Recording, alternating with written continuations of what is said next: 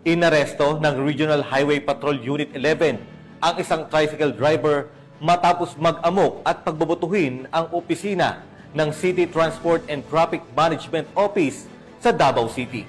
Yan ang balita mula kay Patrolman Mark Roland Feliciano.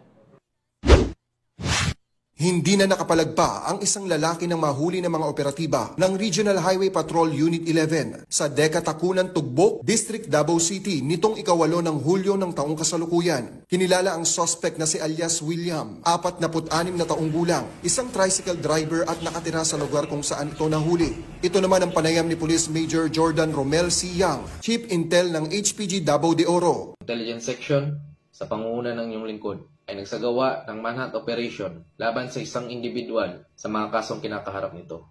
Nung siya ay nag-amok at pinagbabato ang opisina ng City Transport and Traffic Management Office o CTTMO sa kadahilanan na inimpound ng kanyang ginagamit ng motorsiklo. Ang ilalaman ng mga kasong ito ay malicious mischief, alarms and scandal, illegal possession of bladed, pointed, and blunt weapon, illegal possession of deadly weapon, docketed under criminal case number 23-05125, 23-05126-CR, and 23-05127-CR na niligdaan ni Honorable Shane Ann Ramos Basco, Presiding Judge, MTCC 11th Judicial Region, Branch 2 ng Davao City noong June 20, 2025 na may kaukulang kumpiyansa na 3,000 para sa malicious mischief, 3,000 para sa alarms and scandal, at 6,000 para sa illegal possession of bladed, pointed, or blunt weapon para sa kanyang temporaryong kalayaan.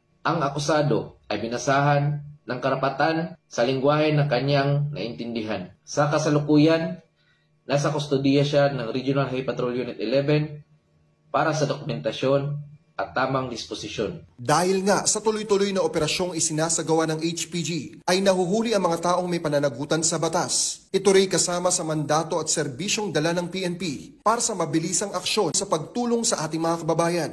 Asahan niyo po na patuloy kaming magbibigay ng agarang serbisyo at re-responde upang hulihin ang sinuman na gumagawa ng krimen at upang mapanatili ang kapayapaan at kaligtasan ng ating mga kababayan. Kami ang Guardian of the Highways, ang kakampi nyo sa kalsada na patuloy na magbibigay ng serbisyong HPG dahil dito sa ating bagong Pilipinas. Ang gusto ng pulis, ligtas ka.